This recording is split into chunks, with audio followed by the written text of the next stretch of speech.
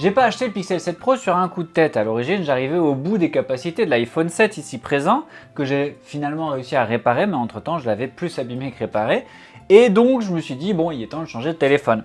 Je me suis dit, je vais acheter un iPhone 12 mini, parce que je voulais garder le form factor, avoir un truc suffisamment petit mais puissant. Je l'ai acheté en reconditionné sur Back Market, je ferai une vidéo sur ce qui s'est passé. Je l'ai renvoyé une fois, ils m'ont renvoyé un deuxième, ça n'a pas été. Entre temps, j'avais mis un peu d'argent de côté en plus, donc je me suis dit tant pis, je prends le 13 Pro. Et même problématique avec le 13 Pro en reconditionné, mais sur Amazon cette fois. J'ai donc renvoyé, j'ai récupéré mon argent. J'ai revendu mon S20 Plus que j'avais pris en dépit de cause, je crois qu'il m'avait coûté 300 € en me disant je le revendrai à ma mère quand elle arrivera, parce qu'elle avait mon vieux Galaxy S7, donc forcément quand elle est arrivée là, j'ai changé de téléphone. Et j'ai vu une belle promotion sur le Pixel 7 Pro. Bon, à savoir, Google a une politique de promotion quand elle sort des nouveaux produits. Généralement, on peut avoir soit des écouteurs, des montres beaucoup moins chères, voire gratuites avec l'achat d'un nouveau smartphone pour lancer les ventes.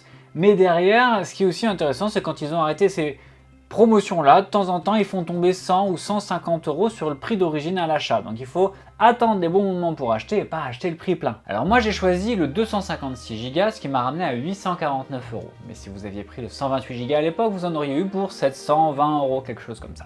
Et sincèrement, c'est une des plus belles affaires que j'ai pu faire, même si j'ai payé le prix plein. Je crois qu'il y avait une réduction de 150 € au moment où je l'ai acheté. Et je suis très content de ce téléphone parce que depuis que je l'ai, j'ai réussi à faire plein de choses et j'ai pu vraiment développer mon contenu sur internet et le contenu que vous avez pu trouver sur les chaînes et tout ce que j'ai pu faire, je l'ai fait essentiellement avec le Pixel 7. Ce qui est une bonne chose et une mauvaise chose en même temps parce que je suis devenu addict à mon téléphone et j'ai fait une vidéo sur le sujet aussi. Elle sortira bientôt. N'hésitez pas à vous abonner pour ne rien rater de tout ce contenu. Si vous souhaitez un échantillon visuel de ce que la caméra photo peut réaliser, vous allez en description et je vous ai mis le lien vers mon compte Instagram où je ne fais que des photos avec le Pixel 7 Pro.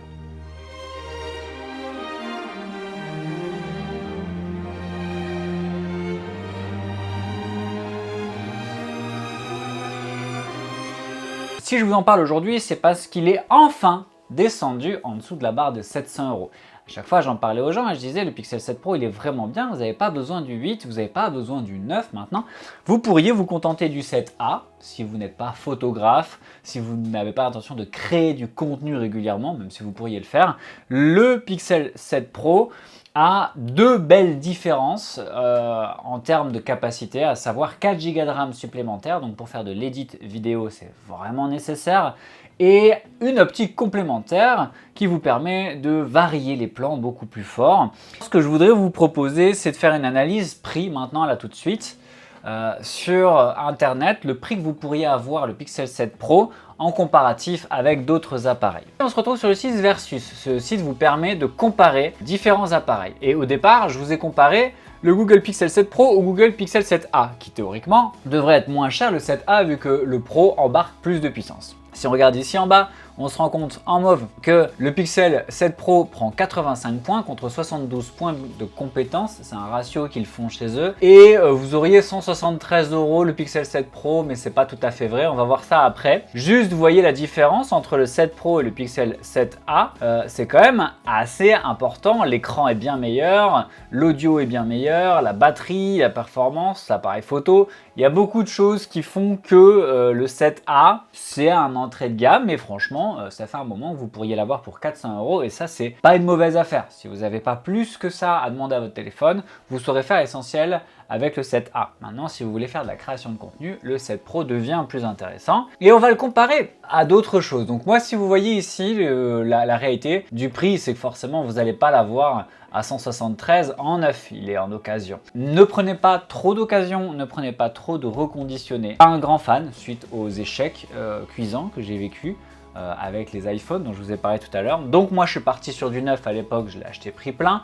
Et là je vous conseille de vous référencer sur du produit neuf. Alors Rakuten, c'est un site un peu controversé, il y a des gens qui en ont peur, je peux comprendre, mais généralement ça se passe plutôt bien. Je suis retourné sur Versus et j'ai rajouté, pour faire un point de comparaison, le Pixel 9 Pro qui vient de sortir. Je les ai montés à 256 Go pour que les prix soient calibrés. Savoir que sur le 7A, vous ne pourrez pas choisir la mémoire, c'est 128 Go point barre. De là, vous arrivez avec un différentiel de prix qui passe de 400 à 1089 €. Si on va chercher donc le 7 Pro en 256 Go, on va se retrouver à 456 € et comme je vous disais, il est passé en dessous de la barre des 500 €. Ce que je vous conseille de faire, c'est de ne pas l'acheter tout de suite. Si vous voyez cette vidéo sortir avant le Black Friday, je vous conseille sincèrement de traquer les prix.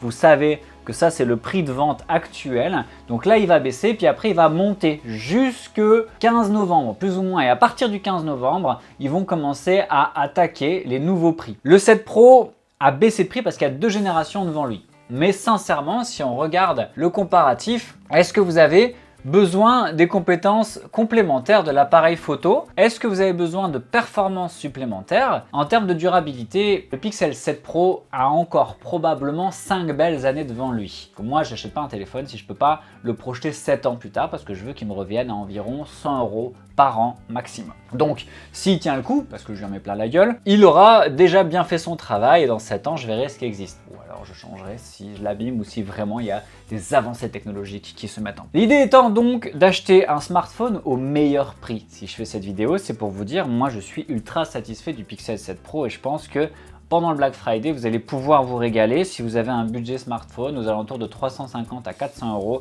il y a des chances que vous puissiez le toucher. Maintenant, 450 €, c'est déjà un très bon prix pour un très bon téléphone. N'hésitez pas, je vous ai mis en lien en description, à aller sur des sites comme Versus ou autres pour comparer les téléphones. Là, j'ai comparé des pixels entre eux. Forcément, le Versus vous permettra de comparer des pixels avec des iPhones. Et si on voulait faire une dernière analyse, l'iPhone 13 prend que 73 points pour 639 €. Dans l'idée, vous voyez que le Pixel 7 Pro, il explose l'iPhone en termes de compétences et de capacité. Voilà, j'espère que cette vidéo vous a été très utile. Moi, je suis vraiment content de mon achat, même si ce n'était pas prévu à l'origine. Je vous ai mis tous les liens en description si nécessaire. À bientôt dans une autre vidéo. Tchuss.